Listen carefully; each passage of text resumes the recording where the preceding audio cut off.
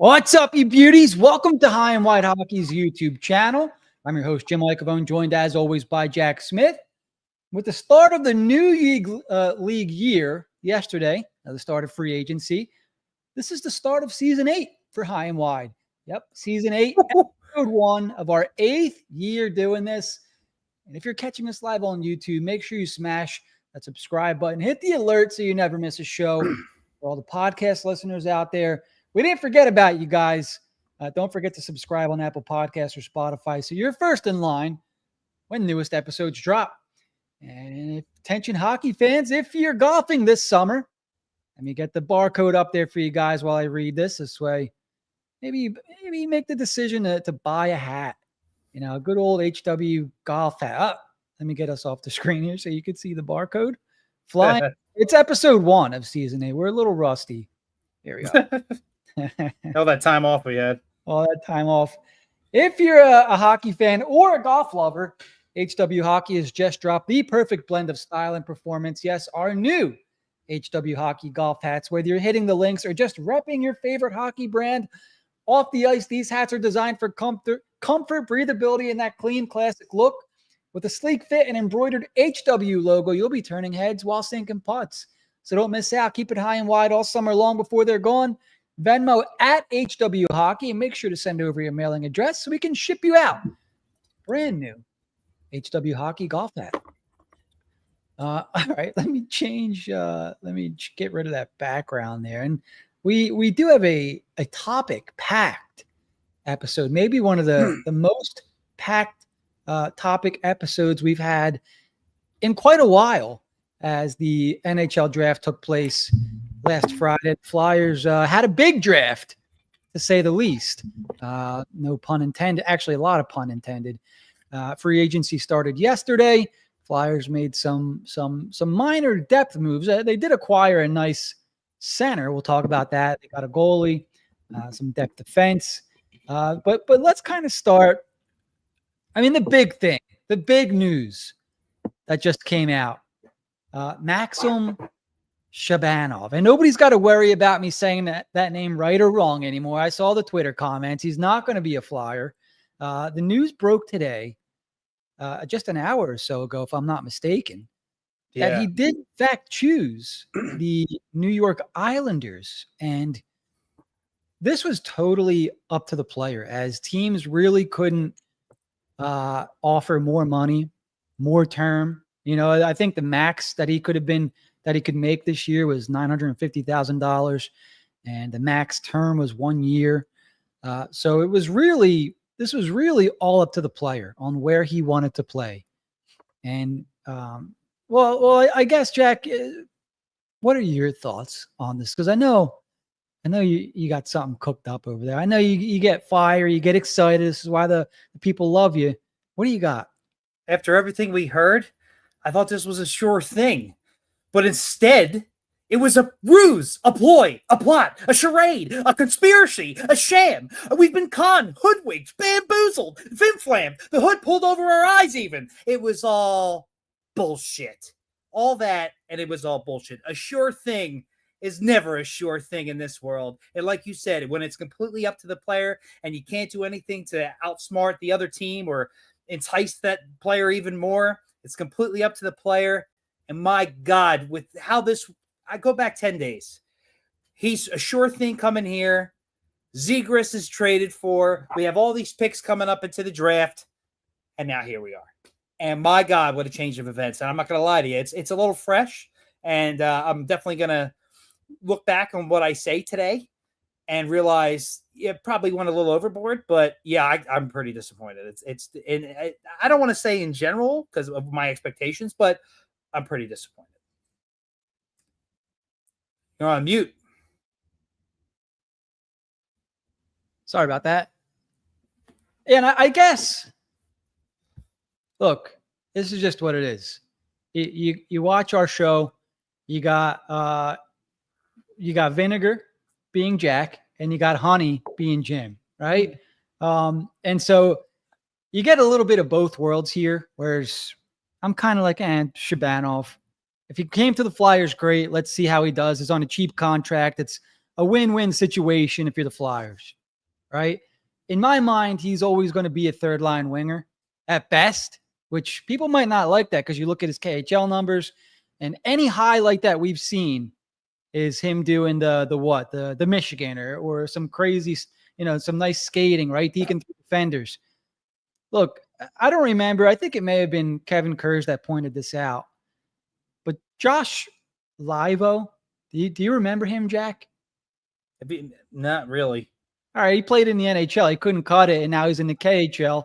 I believe he had the same or just a point or two more or less than Maxim Shabanov in the KHL. I'll look it up real quick. So Joshua Livo this year in the KHL had 80 points in 62 games, 49 goals, okay? Wow. The last time he played in the NHL was 2022-23 with the St. Louis Blues when he scored 16 points. The highest points total in a season for Josh Livo in the NHL was when he scored 19 points with the Vancouver Canucks in 36 games, mind you, which is not bad. Maxim Shabanov, his most recent season, which is being called his breakout season in the KHL, 67 points in 65 games. Now that's point per game player, but he ain't no Josh Livo. You know what I'm saying? Who scored 80 points in 62 games in the KHL and can't seem to find a team to play for in the NHL. This is the guy that we're going to go crazy about? I don't think so. At best, Shabanov's a third line winger. And if you're going to play third line, you better know how to play some defense. At 5'8", in the clips that I've seen, you ain't going to get much defense out of Shabanov. So look, maybe he cuts it. Maybe he carves out an NHL career. I wouldn't bet a lot of money, but if somebody wanted to bet me, hey, I bet you Shabanov's going to be in the NHL, past 2 years, 3 years, I would take the bet and say, yeah, I don't think he's going to be. I think he goes back to the KHL where he can put up 60 points a season. I don't think this guy's going to have a place in the NHL. And look, I'm not going to shit on the guy now that he's not ours, because I've been kind of like, all right, I'll ride the hype train on Shabanov, right? I'm not going to try. Look, I'm just going to be honest with you guys. I'm going to be honest with the viewers. I'm not going to make videos on Shabanov and say, hey, we're all getting excited over a potential third line winger. No, I want to ride the hype wave too. I want people to watch my stuff. I'm just telling you the truth. I think Shabanov's a third line winger, and I would be surprised. I don't want to say surprised. I wouldn't be surprised if he wasn't in the NHL in the next couple of years. That's all. So I'm not going to lose sleep over a potential third line wing. Yeah, he's got skill. Bobby Brink's got skill. He's not a top 6 player in the NHL. You know what I mean? So that's right. It's not like that's crazy or anything like that. And I hear you. And maybe at the end of the day, you're right. I don't think I'm alone here. I think we knew going into this offseason that at least the draft is what we had to look forward to. We were hoping for trades, a potential offer sheet or a trade that comes from an offer sheet. We didn't really expect to go out and really sign anybody of note. In the situation with Russia, with it having to sign league minimum, I think that was the one thing we were kind of excited for. And the cat was kind of let out of the bag early with, the false rumors of how it's a done deal. And there was a lot of people pushing that. And I think that got people riled up, to say the least. You're on mute again. Sorry. But there's a reason why people were saying that. Like, they weren't just making it up. Like, if we're going to be, look, I get it. Flyers fans are frustrated. People were coming out and saying what they were hearing. You know what I'm saying? Like, it was being said that Shabanov was going to be with the Flyers, right? And so if Flyers fans want to be angry at anybody, right? And if you want to be mad at a 5'8" potential third line winger that's been a career KHLer, yeah, go ahead. Like, let's boo the shit out of him when he comes to Philly. That's fun. But be mad at that guy, because, even some of the biggest or most respected, I guess, reporters were reporting that they expected to be Shabanov a Flyer on Tuesday. And look, this is what happened, or this is what I think happened based off what I know.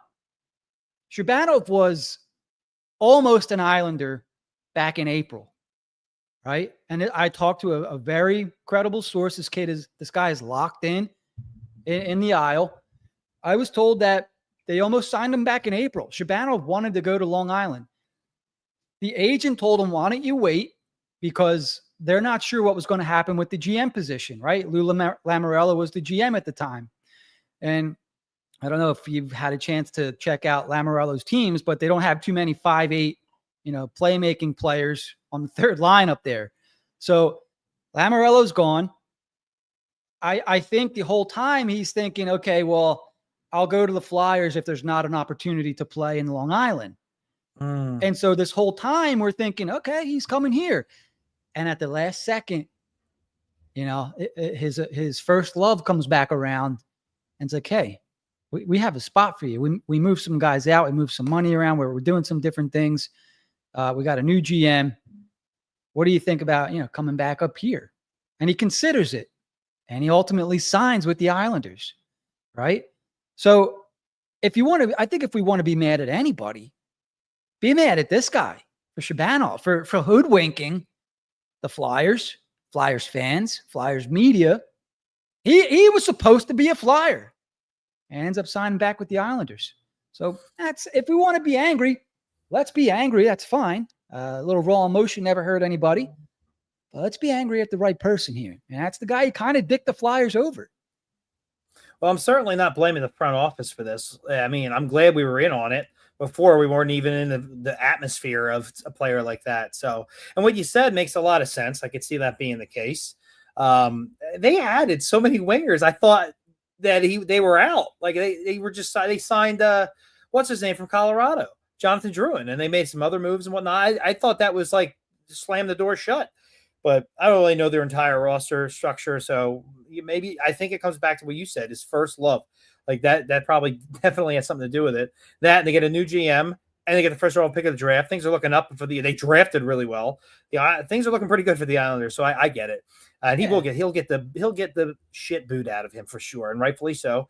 He's not on the Cutter level, or I'm not going that far. But he'll definitely get what's coming to him for sure. The reporting is, I got to poke fun at it though. I mean, when I've seen some people say like, look, I'm led to believe this will happen. That's fine. That's fine. It's a done deal. It's only a matter of time. July 1. That's the kind of stuff that I'm busting chops over, because seriously, I have a good source close to me at an outlet I never heard of that he's definitely going to sign 100%. And then it's like, oh, here we go. As soon as it lasted past day one, I knew it was like, we're lucky to have a 50-50 shot right now. So look, it is what it is. There's no need to keep harping on it. You made some good points. And at the end of the day, Alex Bump's going to be way better anyway. So who cares? I actually really agree with that. Like, yeah, so Shabanov's an Islander. Would it have been cool to see him with the Flyers? I think it would have been nice to see an announcement to say, hey, Flyers got one of the most sought-after Russian players, and it just would have made them look good, Instead, he goes to Long Island. And I'll say this as well. The Islanders had a similar situation last offseason with Maxim Shabanov, right? Like, we all know who that is now, right?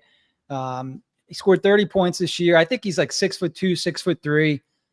Had a decent year. I think he started out kind of hot and maybe faded as the season went on there. But Shabanov was not a player that I knew heading into last season, and certainly is not a top 6 player. Maybe he improves as the year goes on, but I think he's 26-something years old. If I'm not mistaken, I have to go back and double check this, and maybe if the viewers are able to, maybe they can fact check me. But I think he's got the same agency, maybe the same agent even. If it's the Russian agent or the Cortex agent, I can't exactly remember what I was told. But there's something there where some agent went through this last year and basically did the same thing with Shabanov. Let everybody kind of sign, let things shake out a little bit.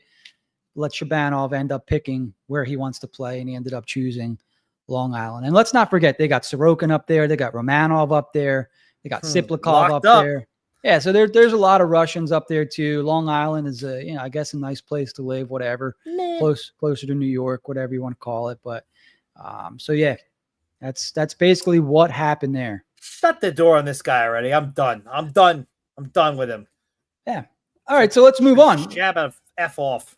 Maybe more positive talk here. Well, and that's the draft.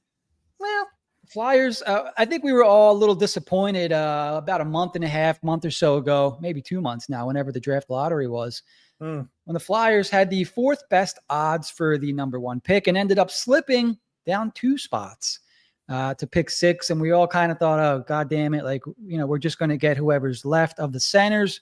Lo and behold, Flyers end up picking 6th, and they have a choice, Jack. They had a choice between Porter Martone, James Higgins, Jake O'Brien. Ultimately, they ended up going with Porter Martone. And the sense that I got from a lot of people was it was like bittersweet, where a lot of people, I think including you, wanted Higgins. And at the same time, you were like, oh, man, I really wanted Higgins, but Porter Martone's a good player as well. What were your thoughts? No, I think you described it exactly. You know me. This is a preference thing. It's not, this is a good pick, this is a bad pick. That is definitely not the case. All 3 of those players would have been good. I personally have Martone and Higgins in a different tier than O'Brien, or at least they're at the top of the tier where he was at the bottom. The positional need, and I truly had in my personal thoughts and rankings, Higgins to me was probably I'm just off the top of my head, 3rd best prospect I had in this draft. But Martone was like probably right after him. Maybe if Fraudel knocked him down or whatnot. I can't complain about that. I just couldn't believe that Higgins actually fell to him. When Nashville took Brady Martin, who had that on the bingo card? Like, he was supposed to be going to Utah. Like, I do like that craziness, but I couldn't believe he was there.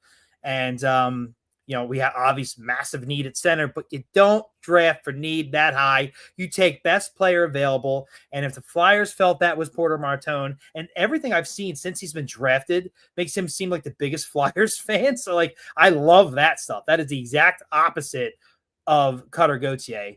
I love everything that comes out of Porter Martone's mouth. He's just like, I'm ready to go. I'm going to play. I'm going to push to make the team out of camp. Like, everything you want to hear from a top prospect like this. It's fantastic. Yes, still a massive need at center, but the idea of being able to play him on the same line with Michkov, that's super enticing. Super enticing. I know some of those Kachuk rumors, not rumors, comparisons aren't really all that fair with him, but there is still something there. And as you'll see, there's a theme here. Bigger must be better. And I can't be upset with that. We did watch this team get through the end years of the Drew Voracek era, get absolutely slam dunked on and body slammed, by other teams and whatnot. It was very embarrassing. So I am glad they want to get bigger and meaner. And he fits that bill, but he also has that skill. And he don't seem like JVR to me. I think he's going to grow into that body even more. And is he already like, I don't want to confuse him with somebody else. How much does he weigh already? Isn't it? He's definitely over 200. Yeah, he's got to fill out a little bit more, but yeah, he's over 200. Yeah, the only thing he is not is a center. Like, everything else, he pretty much does that I like. I think the 2 themes here is, 1, big guys, 2 is they all got to work on their skating. And you know what? That's something that they feel like they can work on. I mean, I cannot be upset with this pick. Yes, I may have had a preference for another guy, but it's not like they went off the board and took Rakhtin Merka or that Brady Martin fell and they took him. Like, they actually took somebody who probably should have went a few picks higher. Can't be upset with that at 6. So I am all for this pick. All systems go. Awesome. Can't wait to see him on the ice. Yeah, I love the pick. I didn't think that. Look, late doing some of these mocks later on, like closer to the draft, Martone ended up being available in these mocks, where if you were doing mocks, I think earlier in June, he was gone like 2, 3, 4. He wasn't there at 6. And I don't know if these sites take this stuff into account, but I'm just saying, like, I didn't really think about Porter Martone until maybe a week or 2 before the draft. I'm like, if Porter Martone's there, do they just take the best player available? And then for me, I know Ant Sand's getting all the credit for revealing this right before the draft because he talked to an actual source, which is fine. Credit him. But somebody I know, it was me, as soon as they drafted Zegras, my mind went to, well, what if the Flyers think they have the center in Zegras? And this is just the way that I'm thinking. I'm not saying it's right or wrong. if it's between a Porter Martone and a James Higgins, I wonder if the Flyers think they already have a similar player in Trevor Zegras. If they're really going to give him a shot at center, and he's already here, he's not going to take another year to cook in college or whatever it is. Like, Zegras is an NHLer. Do you surround him with talent to help maximize his ability now, or do you draft somebody else and say, and give up on Zegras after a year, move him the wing, whatever it is? My thought process went, you know what? Like, if Martone is there, and considering the size of the team, things like that, they actually do need guys to play on the left side. What if we drafted Martone and we have Zegras, Couturier, Noah Cates? They drafted, they signed Dvorak, who we'll talk about in a little bit. Like, they have, I guess, I don't even want to call it depth. They have guys that can play center now, and it's not Morgan Frost anymore. You know what I mean? They have actual NHL centers. Maybe they go wing. Maybe they get him that big wing. Maybe the Flyers would consider taking Porter Martone. And they ended up doing it. And I was a little shocked. I was a little surprised, to tell you the truth. But in my opinion, after, let's say, Schaefer, who consensus #1 pick, chalk pick, I would even say that if somebody wanted to make an argument between Michael Misa and Porter Martone, who's the better player, I think there's an argument, and this I don't think this is just homerism either. I think there's an argument that can be made that Porter Martone is the second best player in this draft. I mean, time will tell. We'll see how things unfold in the NHL. A lot of people are going to look at, okay, what do these guys do, leading up to the draft and things like that. Projection-wise, though, Porter Martone, to me, is hands down a top-line guy in the NHL. Whereas Michael Misa is going to be a very good player.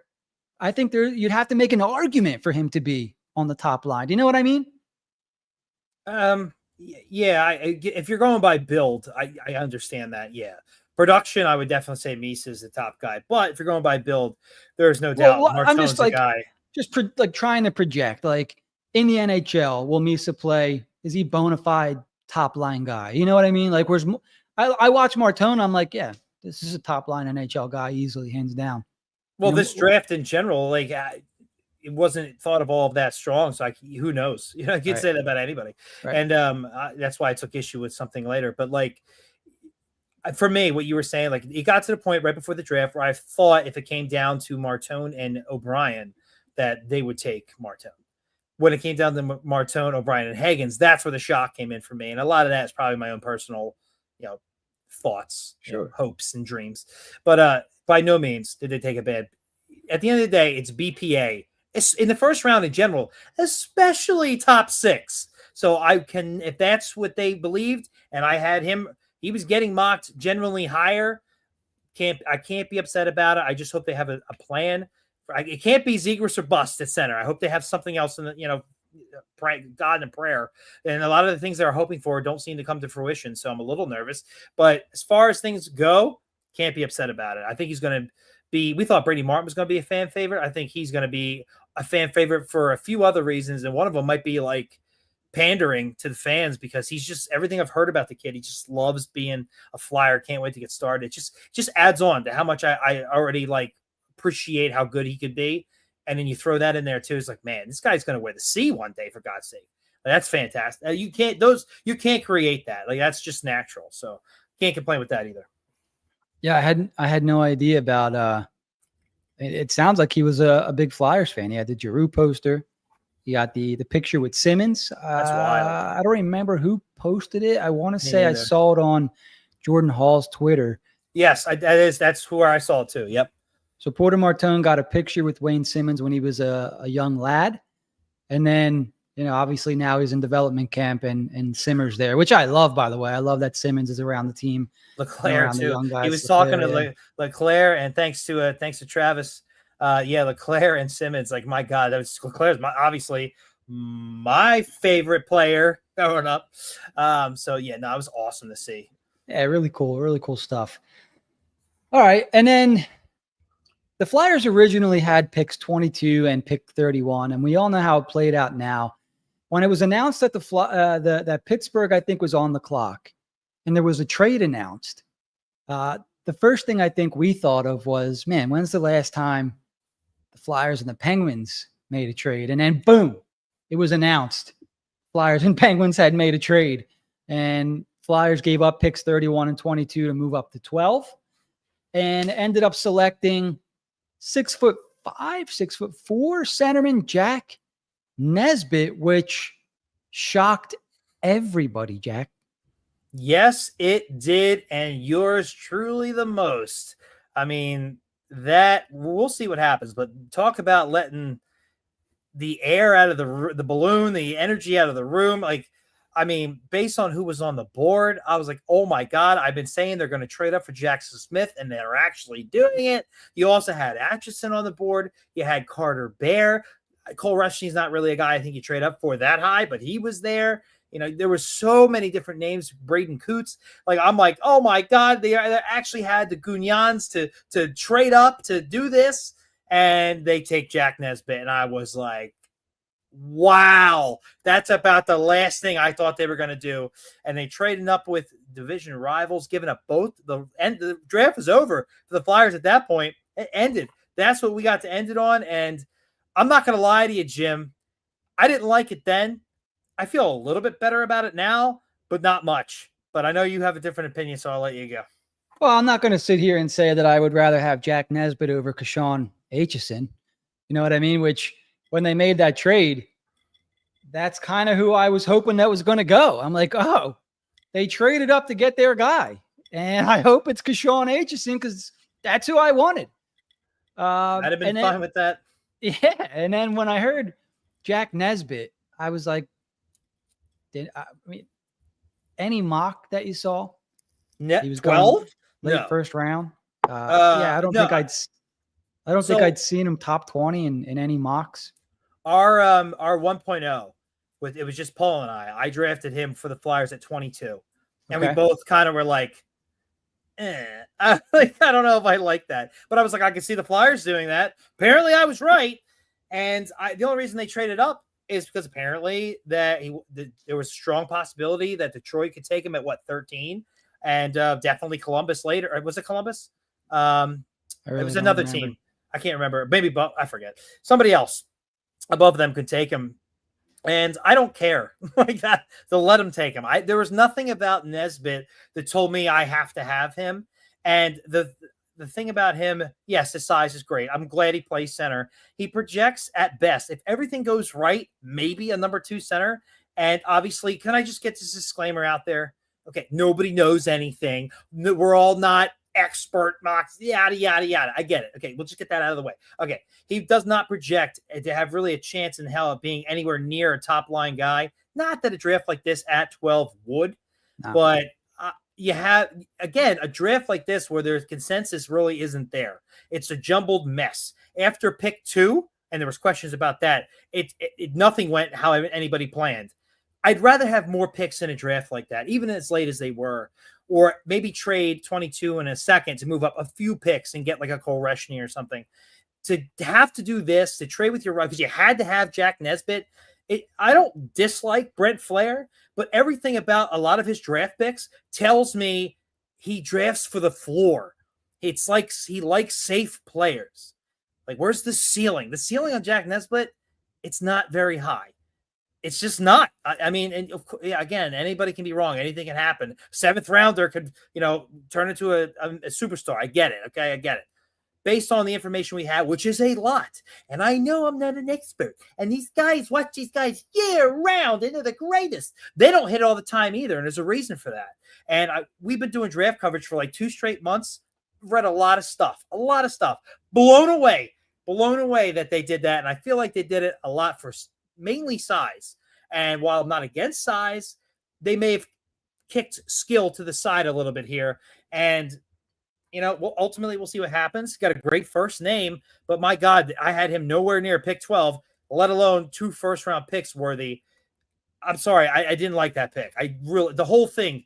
They got him at 22. I'd have been like, but to trade up to 12 and do that, I'm not a fan of that. I was not a fan of that at all. Not with everybody else who was still on the board. Eklund was still on the board, for God's sakes. Like, oh God, like just sorry. As much as I couldn't believe that Eklund was out there, and it's like, wow, he's the best player available for like at least 5-6 picks here. I think I would have been a little pissed if they drafted two wings. Not that I'm like, oh, they got Nesbitt. The Flyers have their center position figured out. You know what I mean? But it's like, hey, shit. BPA in the first round, baby. BPA. Yeah, I mean, maybe I'm not saying take Eklund, but there's plenty of other guys. Yeah. I would rather have a shot at like, I don't know, a Braden Coots we'll say 22 and 31.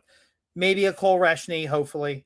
And then like later at 31, I'm trying to remember our mocks versus how it actually went. You could have got somebody at 31, like a Blake Fiddler or something. You know, like you really could have taken more dart throws, which I believe would have been a lot better. I don't know. I hope so. Lyndon, I hope so. Again, I'm not one of those types where if I'm wrong, I need to like work it out where I was actually right. No, I will pour myself a bowl of crow and I'll eat it on stream because I'd rather this team be good. I really would. And I hope you're right. I really do. I don't think that's the case here. I just don't. I think at best, he's going to be a third line center who we might like, but he's still a third line center. And you need those. Yes, you do. And again, because it costs $5.6 million on the open market. Well, yeah, I mean, so and this was one of the things I wanted to talk about, and we'll get into the second round. But a lot of this draft, and I look, I was told this going back to last summer, or just before the Flyers season, preseason, September, October.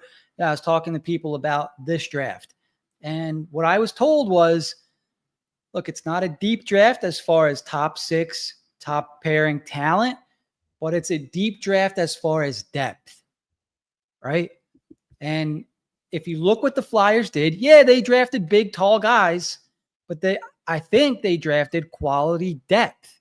And so what happens when you build quality depth? When you have, these players, hopefully they end up making the NHL. You have bottom sixers, bottom 4 guys, bottom pair guys. You don't have to pay them as much as you do. Christian Dvorak is a perfect example. Flyers don't have centers, NHL-ready centers. They don't have big NHL-ready centers. You got to pay him $5 million for 1 year to come here. And Morgan Frost can be an example because he took forever to develop. He just got a 2-year, $4.5 AAV deal. When you can develop your own depth, you don't have to overpay on the open market, right? These guys come up through the system. Noah Cates can be an example. He still hasn't gotten paid. I think he's making $4 million or something the next few years.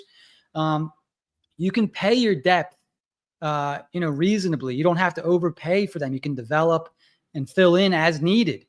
What does that do? It gives you more money to spend on premium talent, right? So I don't know if that was the mindset going into this draft, but if I was trying to understand what the Flyers were doing here, I would say that was their game plan. Like, okay, look, there's not very many superstars. There's not a lot of, diamond in the rough type guys. But one thing that there's a lot of physical beasts in this draft. There's a lot of 6'4", 6'5" guys that have physical traits, physical qualities. They're good in the face-off dot, good in the dirty areas. And we need those guys too if we're eventually going to succeed. So, it's a bummer because we were all heading into this draft saying the Flyers had 7 picks. And I mean, maybe the reason why all these teams were willing to give up these picks was because the word was out that, hey, this draft was deep on depth, not necessary talent. So I think the comp from what I heard or read was Adam Lowry for Jack Nesbitt. And, Adam Lowry, I don't think has reached 40 points in a season yet in the NHL, but he is the captain for the Winnipeg Jets. Pretty consistent point totals, 30 points a year, 35 points a year. I know it's not popping off the page at anybody, but if you bring leadership, if you work your ass off, you play, I don't know what he plays in Winnipeg, whether it's second or third line, hopefully the third line with those numbers. Plays PK, can play some power play, net front action on the second PP or whatever it is. They'll find a spot for him. Is it going to be do you want to hear this about a number 12 overall pick? Probably not. But That's how I'm going to rationalize it. Would I have taken a gamble on a potentially top 3 defenseman in Keshawn Aitchison? You bet your ass I would have. But if I'm looking at what the Flyers did as a whole, and Jack Nesbitt, in my opinion, kind of goes with the game plan that I'm assuming they went with heading into this draft. So that's how I'm rationalizing that. Yeah, the only thing you said there, because I kind of agree. If you have a draft like this and it's a lot of depth, why are you trading up for anybody? If you have multiple first-round picks, why wouldn't you just take 2 shots at that then? Because then there's still a chance that somebody can be better than their draft slot. And then, you have a massive need at center. I'm glad they took Nesbitt because he's a center at least. But, like, I envision getting the same quality of player, maybe not as big, I guess, at 22, if not. I expected a slight jump up from 22 to, like, 17 or something. Like, that's what I was hoping for. So when they jumped all the way up to 12, it was like, whoa, 10 spots. They went from 22 throughout the whole teens to the 12th, and they took Jack Nesbitt. And it's like, you had to have him that badly, and with all the projectable talent that was out there, like, the draft's a crapshoot anyway, right? Like, might as well have more lottery tickets, especially in the first round. So I just don't know what they identified outside of his size. And yeah, there's some nice quotes here, but you could find that pretty much on anybody in the first 2 rounds. And that says, like, yeah, we had to have him there. We had to give up these picks for him there. And I'm going to hold it against them until he proves otherwise, and their development proves otherwise. Both of which, have had issues. Development with this team, until proven otherwise, has had some issues. And Brent Flair as well. He tends to not draft who I want him to draft, and I'm upset with that. So, like, I heard some people saying they got their guy. Was that supposed to make me feel better? Because outside of Michkov, who does not count, that was 100% a manufactured thing by Michkov and maybe even Briere. It's not like Brent Flair navigated the draft and, we have to have Michkov. He's a diamond in the rough. No, that was a whole nother situation. So outside of Michkov, what are we hanging on Brent Flair? Tyson Forrester? Is that it? You want to give me Cam York? Because I still would have rather had Cole Caulfield. So, like, that whole they got their guy thing doesn't resonate with me, at least not yet. So there's nothing I can point to for Brent Flair. Be like, yeah, that's it. He's my guy. And I don't know why everybody's so. I'm not down on him, but I don't understand why it's like Fletcher's gone, but we're going to keep him around. He's a guru. Guru what? Picking a safe player who will give you NHL games, but isn't exactly a star. So that's where, and I'm not saying I'm right. I'm just saying I don't understand where this blind optimism comes in sometimes. And that irritated the hell out of me, as you can tell. And I can't rationalize it, because what you said made sense, but also I can make that same argument for, well, take more shots in the first round. Use one of your 500 seconds and move up a little bit for a guy you don't think is going to reach to you, like a Cole Resny or Braden Coots or something. So maybe Atchison. Didn't Atchison go like 16 or something? Like something like that. I just, the idea that you had to go get Nesbitt at 12 because some other teams like, well, let them take him, for God's sake. Is it really the end of the world with the way this draft is? To me, Briere's been very good at asset management, and that was not good asset management. They had to have that. He was their guy. Come on. I can't. That's the one part of the draft. I just can't get over it. I'm sorry. I can't. Rosario said to move on. This is a couple days ago. Jesus Christ. Maybe I've had some good news. Yeah, so I was one of those guys that said, they moved up to get their guy. Look, do I have to like the move? No, but I respect that. Wait, did you say that? Oh yeah, 100%. I said that. I did, Jim. Honest to God, I didn't know that. But it still doesn't change. Like, I respect that. Like, okay, they saw it. They saw something they like in this kid, something that they want. They want to get him before other teams want him. I don't know what that is, but they traded up to get him. Right. So it is what it is. No amount of me bitching, pissing, moaning is going to change the fact that they drafted him. So all I can do now is, okay, let's do some homework on Jack Nesbitt. Let's kind of try to figure out why they had to have him at 12. And let's go from there. He's a Flyer. So, and then if listening to some of the kids at the draft, I think it was even Matthew Schaefer that said he's the biggest dog or the biggest horse, hardworking player. in the draft. So, I mean, one of your future colleagues or says that about you, it's got to mean something. So we'll see, I guess, right? It does. It definitely does. And, you guys want to all make fun of me when he turns out to be a stud? I'm all for it. All for it. I won't get pissy, I swear. We're sorry I said he loves you, but seriously. All right, genitalia, whatever. All right. Lyndon wants to move on to round 2. So let's do that. Flyers had 4 picks in round 2, even after they ended up trading one of them to Anaheim for Trevor Zegras. With their first pick of round 2, they go ahead and draft Carter Amico, Jack, the big 6'5" defenseman who was injured last year, which caused his draft stock to slip a little bit. And I don't want to say misdiagnosed because I didn't diagnose him. But I did a video, and make sure you guys go watch that at some point tonight or tomorrow, whenever you want. I think in the video I said he had an ACL injury, and it came to my attention yesterday or the day before, I don't remember now, that he actually busted his kneecap, and the injury was misdiagnosed or something like that, and he had to have a second surgery on his knee. So that ended up keeping him out for an extended period of time. Flyers saw enough of him in those 17 games that he played this year where they said, hey, we need to draft this guy. And look, I don't know that he's the same style of player, if he's as fun to watch as Kashawn Aitchison, but they get their big D with the first pick in the second round, Jack. So I'm glad Paul put this because I didn't know a whole lot about him until luckily the draft coverage we did. And yes, Paul was big on this guy, and rightfully so. And then when I heard about the whole botched knee surgery and whatnot, I mean, outside of like somebody we're going to talk about in a bit, this may be my favorite pick of the second round. When I look at what he needs to improve, and one of them is he needs to play a full season because of what happened to him with his knee, which isn't really his fault.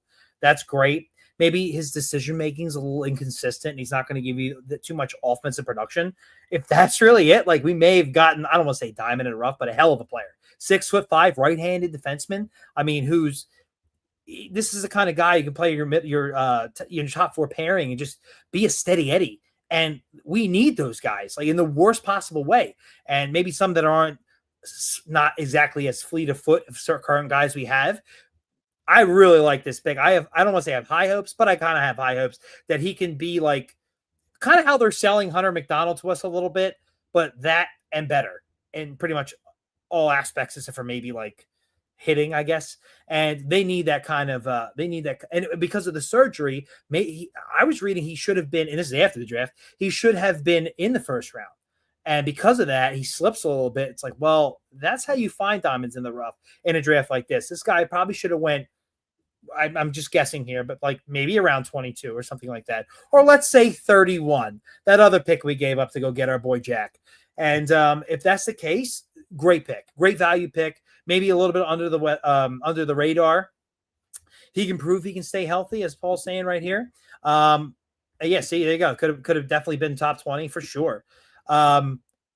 I love this pick for those reasons alone. Even at the time, I was like, I now know of him because of the draft coverage. But after reading that injury thing, I'm like, whoa, this was definitely my kind of pick. I am of the guys in the second round, though, and how low the percentages of players who are drafted in the second round making the NHL, let alone sticking. I think he's kind of in a different ballpark because of that. And I'm if it makes me feel better about Jack Nesbitt, this was our 31st pick, our late first. That's the way I look at it, and rightfully so, which I believe they actually traded back a couple of picks. I think they traded back 2 picks, picked up a late second, I believe, in this pick. So they still get a guy like this because they did get sniped. They definitely wanted the Russian kid that I think Montreal took 2 picks before. So it's a consolation prize, I guess. And you know what? They didn't address defense until this point. So I'll definitely take it. Definitely like this pick. And we have next Jack Murtagh, another U.S. national development team player, 18 points, 24 games last season. This guy also projects. He actually, if things go right, this could be a middle 6 type guy. I mean, maybe more suited to third line, but a guy that could potentially flex into the second line if needed. He's got some skill. He's got a motor on him by all accounts, is what people are saying. But he's not a small guy, Jack. Over 6 foot, weighing in at 200 pounds. He's got maybe an almost ready NHL frame. I don't know how long this kid's going to take to cook. To me, I mean, he's only 17 years old, so he can cook as long as they need him to cook.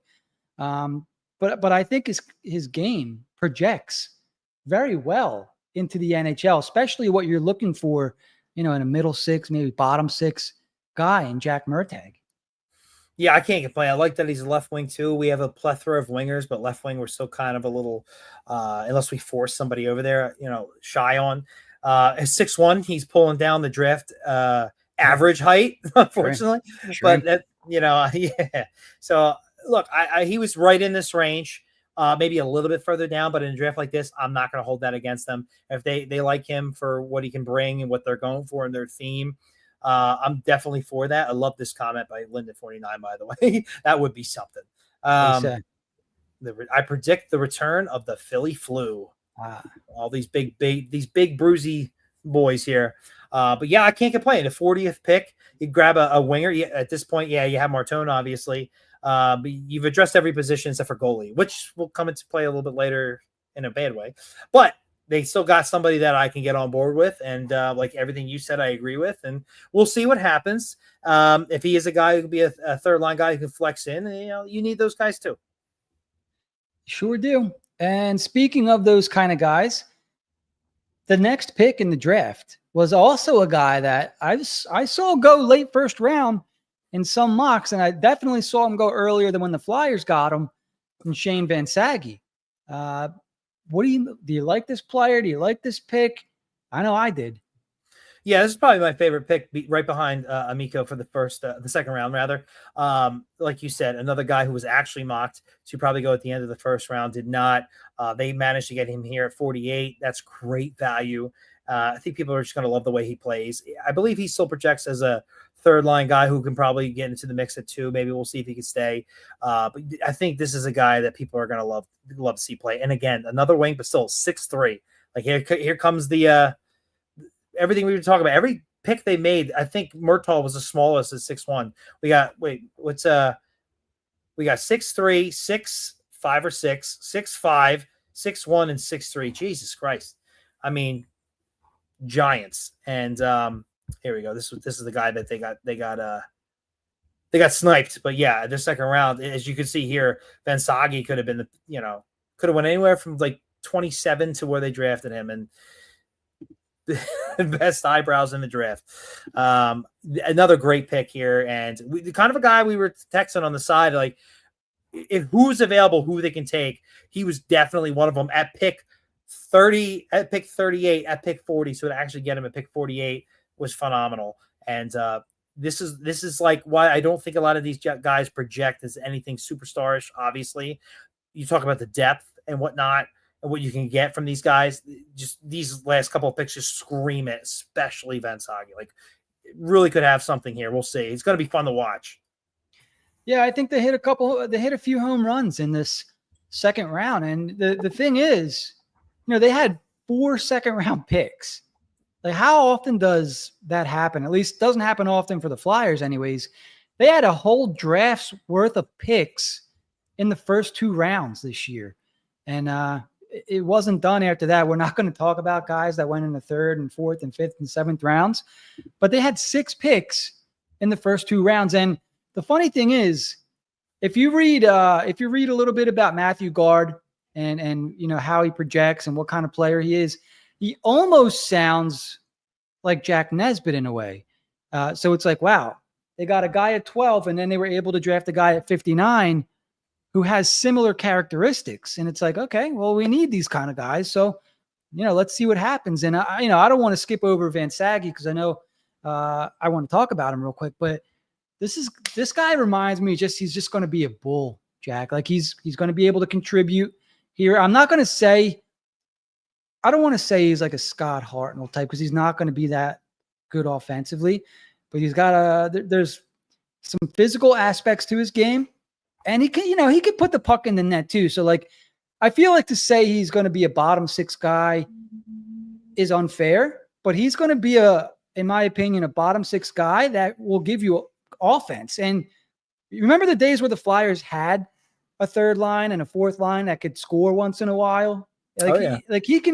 He's going to be one of those kind of guys. Like, I'm excited to watch Van Sage progress and eventually make the NHL.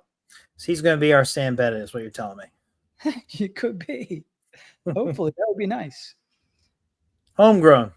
Yeah. Okay. And next, last but not least, at least of the prospects that we're going to talk about tonight, Matthew Guard, who I don't know anything about this guy, Matthew Guard, but I know that he's another big kid. Hang on a second. I know that he models his game after another Adam Lowry model. After if I had to project his game, do you remember Jay Beagle, Jack? Yeah. Like, don't do business with Stu Beagle. That's what I always say. Do you know what that's from? So was that Rugrats or something? That's do you ever watch The League? Oh yeah. Oh my God, The League. Yeah. I missed that show. Don't go into business with Stu Beagle. But yeah. Player comp. So Matthew Guard, if he pans out, fourth line guy, will take defensive zone draws, good in his own zone. You could put him on the PK. 6'5", 192. So he's got some growing to do. He's got to grow into his frame. Wouldn't be shocked. It could also take him in like another 2-3. Maybe you start seeing him in 3 years popping up on the NHL roster here and there, or at the very least, a Phantoms guy. So Flyers have depth is the bottom line here. And he models his game, like I mentioned, after Adam Lowry. If he could be, any sort of just close to what Adam Lowry is, that would be an amazing pick. I think it was pick 59 or 57 for the Flyers. So, they went with the continued theme from on Saturday. Any thoughts on Matthew Guard? I guess the only thing negative I have to say is you're telling me they took a guy 57th overall that they traded 2 first-round picks to get? Yeah, I mean, I would assume that Nesbitt's got more skill, obviously, but yeah, that's what they both did. They both were they both modeled their game after Adam Lowry, or one was comped, or the other one said he admires Adam Lowry. So a lot of Adam Lowry in this draft, apparently. Sounds great. Sounds very depthful. Lots of depth. I mean, that was kind of the crappy thing going into this draft. And I didn't want to be the guy that was going to – I didn't want to be the guy on the timeline going, wow, everyone's really excited for this draft. But, they're going to find out, I think, during the draft that the talent is not – it's a deep draft for depth. It's if you can find a Braden Point somewhere, awesome. But yeah, I think there was 2 really – really steep fall offs in talent. And that was, I think, in my opinion, probably right after Martone and Hagens went. You can toss O'Brien in there too. And I think even Briere admitted that. Like, originally they were kind of disappointed that they dropped to 6, and then they were okay because now they have 8 guys that they'd be happy with taking. And, he didn't say 9 or 10 because there's a massive drop off after pick 8. And then I think once you got into like the 13, 14, 15 range, there's another massive drop. Now, that doesn't mean all the most talented players went in the top 15. But after that, in my opinion, from picks, let's say 16, 17 into the middle of the second round, you could have mixed and matched them all up. It was basically whatever the team needed or what they preferred to take. That's just my thoughts. Yeah, almost. I almost am in agreement. I do think some guys hung around in the teens longer than I thought they would, like Aitchison and Eklund and guys of that nature. But again, it's the draft, and once you start getting away from the top 10, it's a little murky, which is why I'd rather take more shots at it. But that is what it is. Yeah, I mean, outside of the Nesbitt pick, you can't complain with their draft, as Keith brings up here. Even Westgard at the time, their first 5th round pick, was considered very high value. Like, you can't complain about that stuff. Like, at least they do well with later picks. We'll see what happens. I really haven't seen anybody from this era come up and make an impact, but it's still early. It's still a little early. We'll see. Hopefully Bump is the first one to do that. And if they have more of these guys coming, great. Maybe they see a skill set that they can tone and carve out a niche here in the NHL. And even then, some guys still excel. So you had a lot of firepower. They still did trade up. I got to give them marks for that. They at least had the balls to actually still go and move up. They just didn't take anybody. They didn't take the guy I wanted. They didn't take anybody I wanted. No, that's not true. I'm only kidding. But they need to take more people that I want at the end of the day. But no, I mean, yeah, it's tough because there's definitely guys that I'm like that he's going to play in the NHL, and they kind of let that go for a guy that might not, outside of his size. So I keep coming back to that, and I apologize. You said his absolute ceiling is a 2C. Like, why do you think he might not play in the NHL now? I don't know if his skating is going to be able to keep up with it. He's got some. Let me pull up my notes here. But is that something that you just said, or do you really think that he might not play in the NHL? No. I think he'll play in the NHL. I don't know how long for. I think just based on his size alone, he's got a head up and a center as well, especially in this organization, which is at need for that. I think he's got a leg up because of that. He's a big boy. I think he prides himself. He's more of a power forward, which is more of where we're going today. I think he's a smart center. I think his skating and overall skill level isn't worthy of the 12th pick. I think they fell in love with the size and maybe a little bit of the position. And in a draft full of depth, I'd rather have 2 shots at that than 1.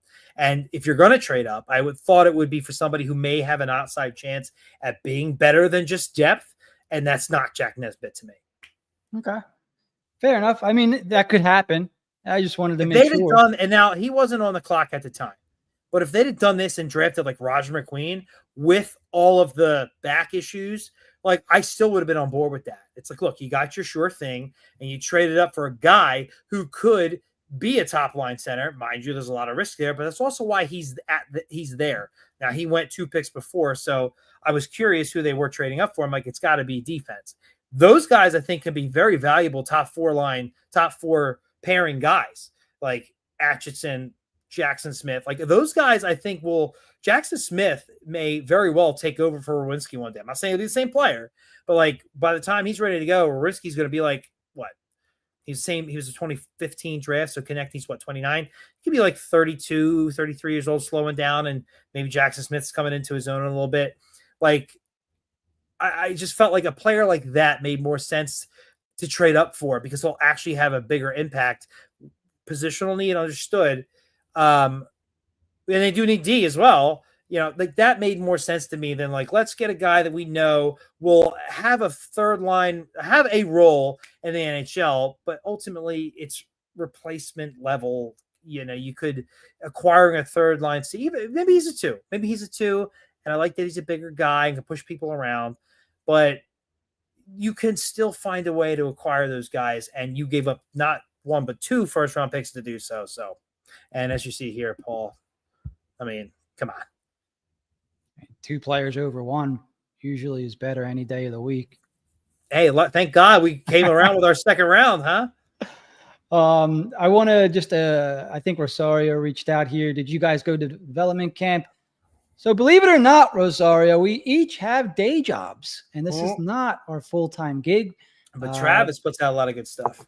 Yeah, make sure you go follow. I don't know what his Twitter handle is. I doubt he's watching because he's probably doing editing. But make sure you go find Travie Ballin or Travie Baller on YouTube. He goes to, I think, every practice. So I'm going to try to get out there this weekend. I think Saturday or Sunday is the scrimmage. So if you're out there, Rosario, if you're at the skate zone, make sure you come say hi or let me know. Shoot me a DM and I'll meet up with you or whatever. We'll split a hot dog or 2. Okay, I digress. So yeah, we're not there. We weren't there. We have day jobs. I would love to, though. And if somebody wants to pick up the show and pay us to go to Dev Camp, yeah. Hey, any millionaires out there? Pick the phone up. Let us know. Okay. So let's move on a little bit here. We're almost an hour in, and we haven't even touched on free agency yet. Oh, Rosario. We'll fly you down. Once we get picked up, we'll fly you down for Dev Camp. All right, Rosario? So get the word out. If you have any rich friends, tell them to come by HW Hockey. This way we can get paid to do this. We get paid to go to Dev Camp. we'll fly your ass down and we can hang out. But okay, let's move on. Until then, no, we have to go to work during the day. Yeah. Okay. Free agency, Jack. So if you weren't pissed off for after the draft, free agency gave you a whole nother chance to be pissed off. And look, in some ways, I hate that I'm so I hate that I think rational these days, or even I'm not even gonna lie to you guys. Like when we started this show, Jack, I started out as a fan, passionate. You know, it wouldn't have been uncommon for me to go on some of these rants. And then over the years, it's kind of like, number one, I've made peace that I'm never going to see a Stanley Cup in my lifetime. Number two, it's kind of like, well, we're going through it. They haven't had a Stanley Cup contending roster and when's the last time? Like 2010. A roster? I'd say 20 when they had Yager. That was the last time they had a true, because they got knocked out by the team that went to the Cup. So, and let's be real, like we know what a Stanley Cup contending roster looks like. So when you see Morgan Frost being tried out at 2C and 3C for 5-6 years in a row, it's really hard for me to get excited and get nuts over shit, because it's like you look at the roster and it's like, this shit ain't even close, man. So like I have a hard time losing my shit these days. And now I kind of watch, I think, more from like an analytical perspective, like, okay, Jack Nesbitt, let's see what he becomes, or let's see what this guy becomes, or this guy, and let's see how things play out. They hired Rick Tocchet. Is Rick Tocchet a Stanley Cup winning coach? No, but he did win Coach of the Year. So let's see what happens. You know what I mean? Like I don't know if it's good or bad, but no matter what they do, I'm just like, okay, let's see. I'm going to try to figure out why. And, that kind of leads into free agency, Jack. And they go out and they get depth. Like the name of the game for me was depth, where I know a lot of depth. I know a lot of people are like, you know what? Go take the big swing, get the star. I don't know who that would have been in this free agency, or make the big trade. Most of the guys re-signed. Right. And so, and then they re-signed the day before free agency supposedly supposed to start.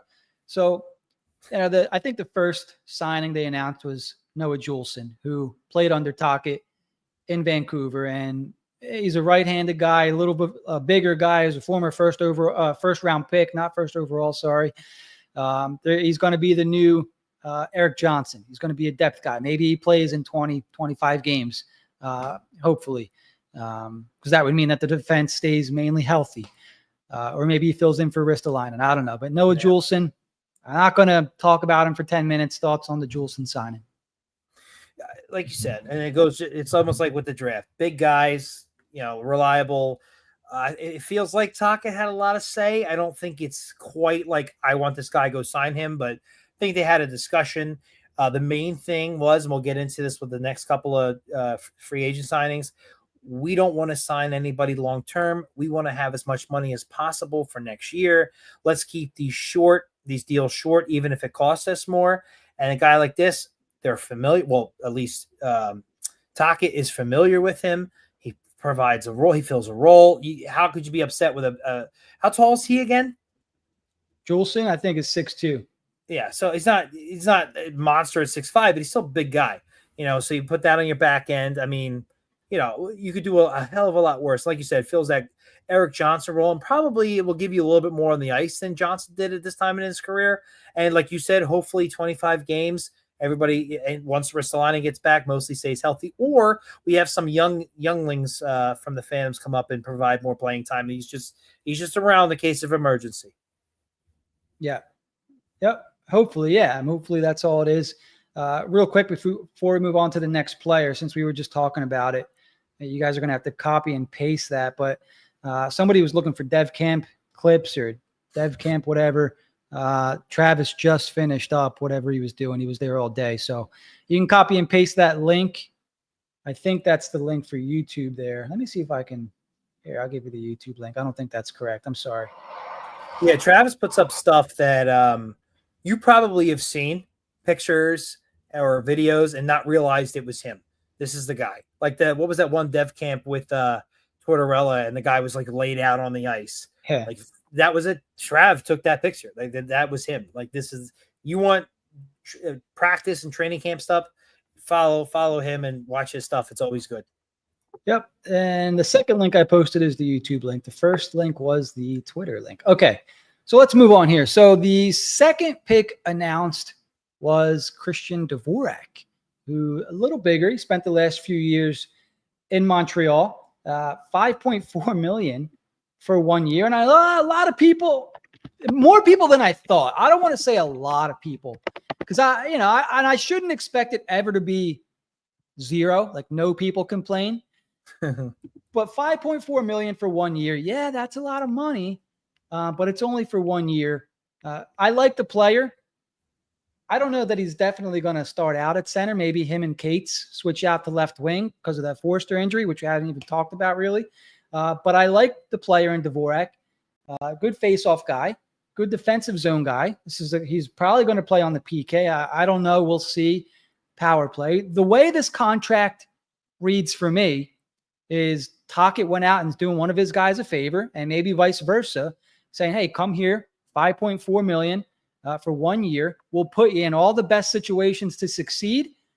And, whether it's here or somewhere else, you get that deal. You get that bag next year, so I'm fine with it. When you heard that Tocchet is a guy that players like and that will attract players, I'm not sure that we thought Noah Juleson, Christian Dvorak, and Dan Vladar, but these are the guys that they got. What are your thoughts on Christian Dvorak, Jack? Yeah, I mean, if he's a third, fourth line guy, you needed to fill that role, and maybe it's somebody else surprises you and bumps him or somebody else off of that. But first off, Elliot Freeman reported it was 4.5. I was like, okay, you needed somebody, and then it was like 5.4. I was like, whoa.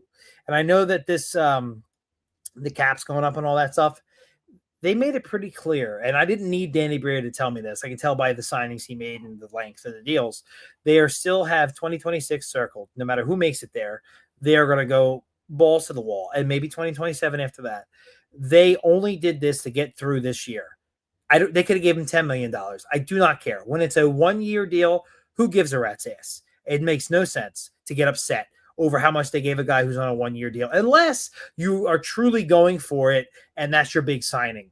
There were so many other worse contracts out there, like Cody Ceci, Ivan Provorov. Jesus Christ. There were some bad deals out there. Signing the guy to a 1 year deal because you wanted him and you wanted to make sure you got him at 1 year. Who cares? He's gone after this. He might be going by the trade deadline. He's gone after this. That's the point. He's a stopgap, and it's 1 year, and it does not affect you at all. He's here for a role. I like that he's good at faceoffs because that's one thing that Zegras is not good at. And obviously you still have Coots, and I believe I don't know Cates off the top of my head, but I don't think he was bad. But like you can have him fill a role and get what you can out of him, and then you move on.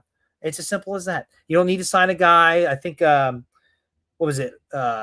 Suter signed with the Blues for like $4 million, like significantly cheaper, but it's a multi-year deal, and it's like I don't want any multi-year deals. I want as much money as possible for the next year of free agency. So I have zero issues with this because I understand the assignment. I understand the situation they're in. I saw certain like hockey random free agent shows not associated with Flyers. Like one guy's like, oh my God, that's so much money. And the other guy's like quietly trying to explain to him it's 1 year. It literally does not matter. I was like, but it's so much money. Okay, forget it. Like I used to do this in NHL all the time. I'm like, I just need you for 1 year. What do I care what I pay? It's not my money. We're not adding anybody else. Do you think it's going to really affect how they bring York back into the fold? Come on. Like it does not affect anything. So you fill the role, you fill with a player that the coach knows and can rely upon on in situations that you don't want some of your star players playing. It's as simple as that. Yep. Okay. So a few comments on Dvorak. So before we move on to Vladar, let's get the Dvorak comments out there for some interaction. We like an interactive show. KJ. I don't know if I've seen KJ in here before. My initials are also KJ, King James. I like the Dvorak move, overpaid money-wise, but like you said, it's just 1 year, so what's really to lose? Nothing. Zach O comments. That's a Shabanov comment. Let's move on. I was looking for the Dvorak one. I'm here for Dvorak. Really helps our center depth, and it's a 1-year deal. 1-year deal. Rora, Dvorak will be traded at the deadline for a second rounder. Dan is getting more draft capital. Genius move. And let's see, right? Because that was my first thought too. 1-year deal. They trade him at the deadline. If he plays well here, who's to say? I mean, how much of a raise does he get from 5.4? I don't know. We'll see. Yeah. They have options, which to your guys' point, Jack and Rora with the 1-year deal, they have options. Chris Fiore, if Dvorak has a big year, maybe you get it first.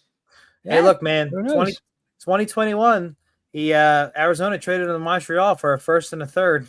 There you go. His career high in points is 38. And last year, with a full 82-game season, he had 12 goals, 21 assists for 33 whole points. Yeah.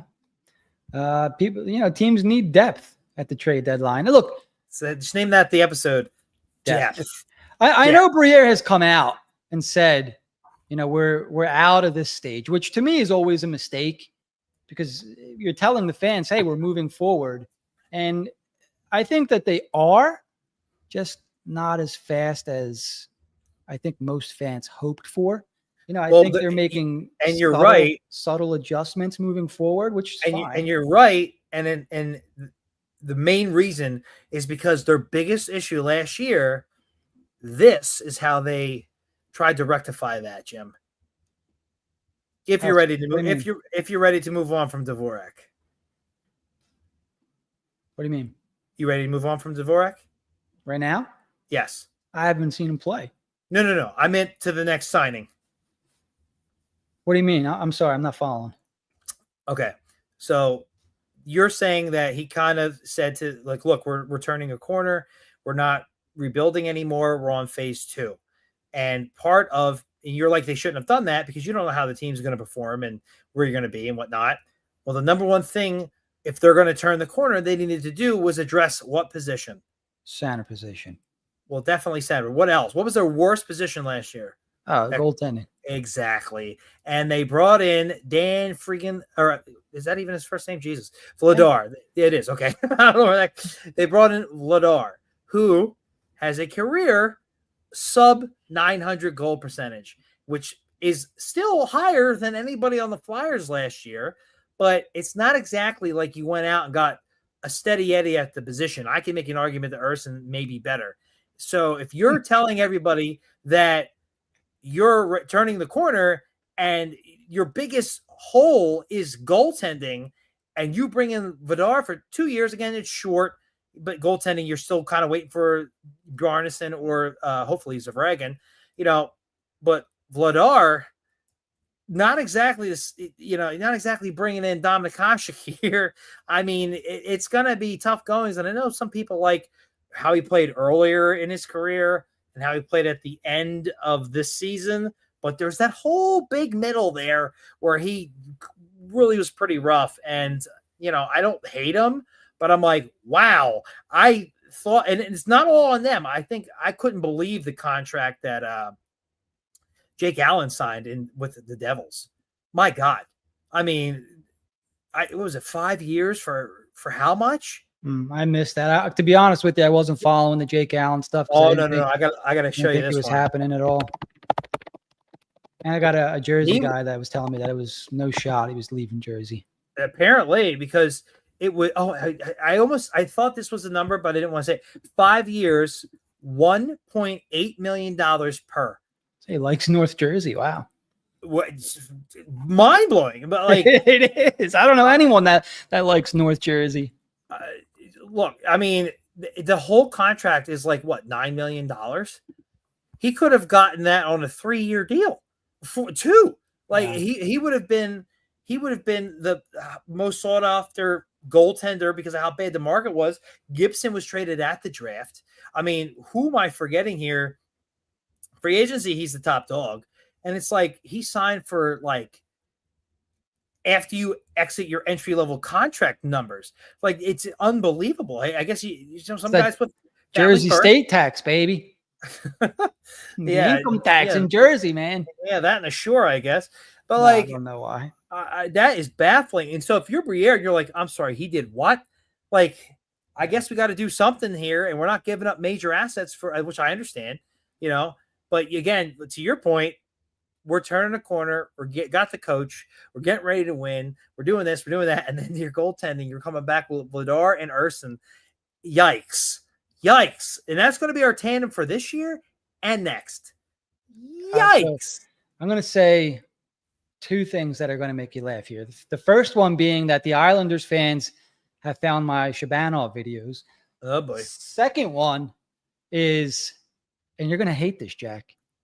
I love what they did at the goalie position. You know why? Yes, I know exactly why. You know why? I know why. Because I want a shot at Gavin McKenna. I want a shot. The Islanders can move up 14 spots or whatever the hell it was. Just give me a shot at McKenna. That's all I want. If they make the playoffs next year and lose in the first round, I'll be pissed. And it's been a long time since I've been pissed at the Flyers. They need to give themselves a shot at Gavin McKenna, especially, and I'm not sure if it's been announced yet, so if it's been announced, my bad, especially if McKenna commits to Penn State and Martone ends up going to Penn State. Now, I know that there's like, just because they end up getting close and they're best friends, yada, yada, doesn't mean that the Flyers are guaranteed the first overall pick because of that. But, just so Martone can talk the Flyers up. Like, if the Flyers are in the mix, if the Flyers have a shot at McKenna, whether it's 3, 4, 5, I don't know what it is.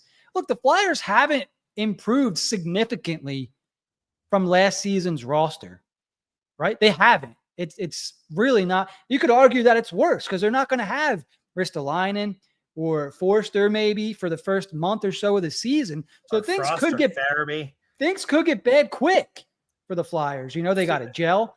So I'm not going into next season thinking, this is the season they make the playoffs. I'm like, they didn't address goalie. Really? I mean, they got a guy that can play the position. And they didn't, they have Trevor Zegras, who I think, will be fun to watch. But does he make them a playoff team? No, I don't think he does. Not on his own. No, it's going to come to, he could go back to being a 63 5-point center, and they could still miss the playoffs because the goaltending's that bad. Yep. Now, Vladar is still an improvement numbers-wise over what they had. They still technically upgraded in goal, but really how much? Like, unless that defense really comes together, I don't know, man. And if where it could work out, if he is good enough where he could spell Urson enough that Urson doesn't play too many games and become terrible, that could be a thing. I don't know, man. It's not like he's Carter Hart, so I don't know. Yeah, I kind of lost faith on Urson. Like, if he has to play more than 45 games in a season, I don't think and it's unfortunate because I was an Urson guy, and I still like Urson the person.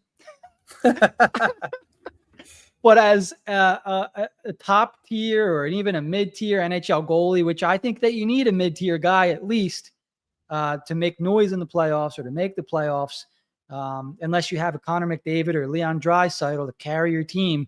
I mean, you saw what happened to the Oilers in the Stanley Cup with mediocre goaltending. I don't think that Urson is the guy that at least I thought he was myself. Like, he had a very good showing over the summer with Sweden, but the Sweden national team is not the Philadelphia Flyers. I don't know. Maybe the competition is even more tougher in the NHL. They're playing every other night. And I don't know that Vladar is, well, I'm just going to say it. Like, Vladar is a backup too. We got two backups for starting for goalies here, and one of them's got to play 50 games, unless they're going to split 41 and 41. Yeah. Our 1A and 1B are 2Bs. So it is what it is. Yeah. And Keith kind of 40 games. Here. I mean, that's half right there, basically. Right. So, yeah, I mean, that's going to be the Achilles heel heading into next season. Look, the Flyers, I think, are going to be fun to watch. We got Michkov year 2 coming. We got a brand new 1C in Trevor Zegras. Couturier is another year removed from back surgeries and seemed to be finding his groove after Tortorella was fired. And look, that's another thing. Maybe the team feels refreshed, or there's maybe an excitement heading into next season with Rick Tocchet. And maybe that's enough to kind of, turn things around into a different direction here. But we'll see. I don't want to be the Debbie Downer here on July 2nd, right? Because, there's some things to be excited for. Yeah, I mean, this is in this comment here by Sean says it, like Briere did do what he stated, and it's all about next year. Now that puts a lot of pressure on next year, and I can't even say like, oh, they need to sign somebody to an offer sheet or threaten an offer sheet and make a trade, because they did go and get Zegras. They did do that, and they did it for pennies on the dollar. So I cannot be upset with that. So they did what they said they were going to do. The Shabanov thing really is what like leaves that bad taste in your mouth. But outside of that, they did exactly what they said they were going to do, like it or not. I did think they would do a little bit better of an upgrade in goal. But the counterpoint to that is if it doesn't work out, you're in the McKenna sweepstakes easily. So I'll take that. And it's like, what do the Flyers have more of a chance of doing next year? Winning the Stanley Cup? And did you just watch the Florida Panthers and what they did this offseason? Or do they have a better chance of drafting Gavin McKenna? And as crazy as that sounds, they have a better shot at drafting Gavin McKenna. So I would lean all the way into that and hope that you get Gavin McKenna. It's not even, and as much as I hate to like, here we go, looking forward to the draft only again. It's not even just McKenna. Apparently, this is supposed to be a pretty damn good draft, and there should be some nice centers there as well. So if you don't get McKenna, you still might get somebody. So there's that to think about as well. Sorry, I'm laughing. I wasn't laughing. I was laughing at Sean's comment here. He goes, fans were elated 9 days ago. We're still mostly happy after the draft. Free agency is a disaster. Make it make sense how you can fluctuate your Flyers mood outlook in that short of a time. Oh, I couldn't agree more. I mean, think about it. They enter draft week and they trade for Zegras. Yeah. I'm like, we couldn't be riding higher. Yeah, we're here we go. This is the offseason. We got Zegras. Shabanov is coming. We're gonna kill the draft. We're gonna go get a better goalie and whatever else. And we're gonna be looking pretty, sitting pretty with Michkov year 2 and Tocchet and everything we just added. And then we're really going to go crazy and, the year after that. And instead, it's like, we got Zegras. We had a pretty good first round and a great second round. Those guys make the NHL all the time. Nah. And then they went to the free agency and goddamn Vladar. And that's not really on them, though. Like, everybody started re-signing a day or two before free agency. I don't think anybody had that coming. That is what really, like, screwed everybody. And it's just like, oh my God. Like, and Briere even said, if you wanted to trade for somebody, what the asking price was ridiculous. And he's just like, yeah, we're not willing to pay that. Good for them. Because to my opinion, there was nobody out there worth trading for. Not even Demko. I'm sorry. I don't trust what I've heard about his knee. He is to retrain how he plays the position. And that part that he had fixed is easily hurtable again. No thanks. I would rather keep those assets or something else, especially when you have 2 goalies coming. Yeah, totally. That's a good point. Somebody had a comment in here, and I just wanted to say the name. Where was it? We were talking about Vladar. Darth Vlader. Oh, it's going around. Well, I think I'm going to start saying that instead of Vladar. I said Darth Vladar. Maybe a T-shirt idea. Darth Vlader. What did we miss, Jack? We're an hour and almost 24 minutes into the episode. We should honestly the only other thing I could think of, and this is like 2 weeks ago, is they brought in Todd Reardon. Like he is going to be a part of the coaching staff. Stanley Cup winning assistant, actual NHL coach. Don't hate it, but not worth talking about at this time. Just wanted to mention it. He needs to shave his head. And he needs to shave his head, obviously. It's going. You got to reach that point and just dude. Just do it. Pull the trigger. Yeah. Pull the trigger. But at the end of the day, I got to give their off season a B because of Zegras. Zegras holds it up. For the depth? If I expected them to make splashes, I'd be giving them a much lower grade. But I wasn't. So a B for free agency, a B plus for the draft, because I'm just not Let me ask you this question real quick here. I can't give him an A because of Nesbitt. That's fine. Let me ask you this. So there's a lot of RFAs out there still, Cam York being one of them. Oh, shit. That's right. Anaheim signs Granlund to a pretty large deal, and they already had Carlson, McTavish. If I'm not mistaken, they had a 3C out there already. I have to look. But that was an interesting move. They drafted McQueen. They drafted McQueen, who was probably going to take a year to cook. But even still, if you have Carlson, if they lock up McTavish and they have Granlund, that's your top 3 center positions, essentially blocking out McQueen. So one would think, with McTavish being an RFA and one of the most popular guys rumored to be offer sheeted, do you think the Ducks are okay with if somebody does that? And it's like, okay, well, if you're going to offer sheet him, we're getting a first next year. And maybe that's a Gavin McKenna pick. Who knows? Yeah, I guess it depends on, I guess so. Yeah. Is that a little fuzzy? Is that a little weird to you? Should the Flyers be interested in McTavish? Should they give up their first next year? I don't think they should give up their first because they got Lazar as a goalie. Had they got Jake Allen, and maybe we're talking a different story here. But I don't. That's a good question. It really is. I don't know. They'll probably bump somebody to wing is ultimately what will happen, like they did with Zegras last 2 years. But it's something to keep an eye on. I would prefer that they just make a trade, but I don't think they should sign an offer sheet because I don't want to. At this point, based on what they've done, and now we know where they're standing with their team, they should not be signing an offer sheet to anybody right now. Not one worth of 2026 first. If they want to do something for lower for like the seconds or whatever, be my guest. But because I know Dallas is still having issues with their cap, but it's not worth it, unfortunately. And I maybe they're trying to entice teams to take that risk and do it, but I don't know. We should not be that team to do that. Yeah. And there was just breaking news, Jack. I'm sorry. The Flyers have signed a defenseman, Jack Niehoff, number 69. Niehoff, Jack. All right, let's move on here. I think that's probably going to be the end of our episode as I got nothing else after that. There's the 2 worst things that happened to me when I played hockey, Jim. The coaches all picked up on it early, as did the players. Whenever I got called off for a line change, it was like, oh, Jack, off. And they thought it was hilarious. And then one time, I was late to practice. And it was unintentional, but that became a huge joke. They're like, Jack, you're late. Jack, you're late. Like, oh, yeah. Hilarious. Hilarious. Great. I love having this name. It's fantastic. At least it's not Nesbitt. Oh. And with that, let's wrap it up. What do you say?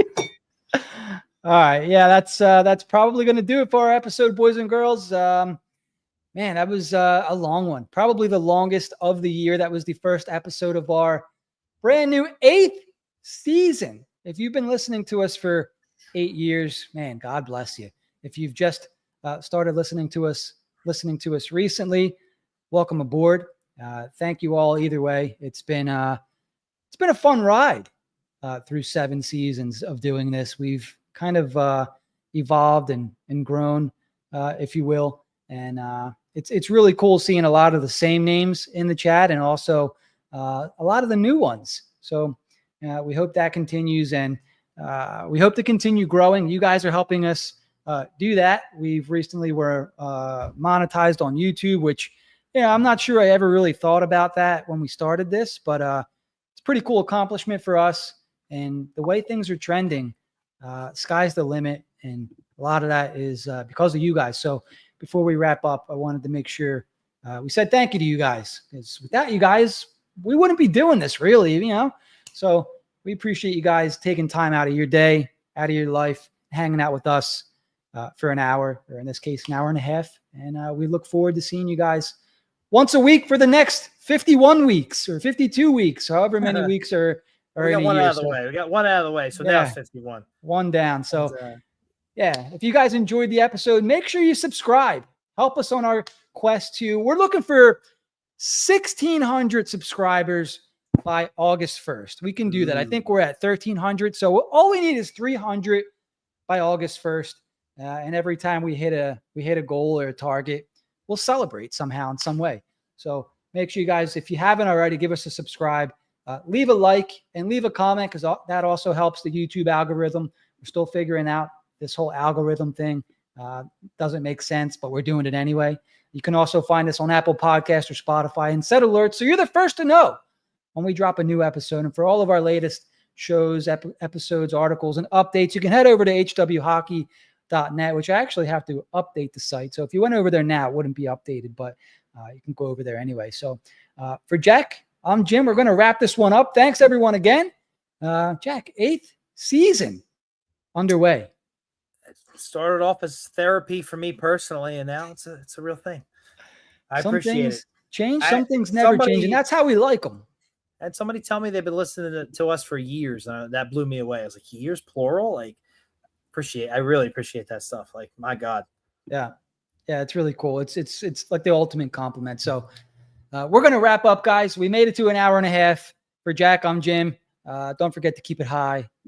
Keep it wide, and we'll see you guys next time on HW Hockey. Good night.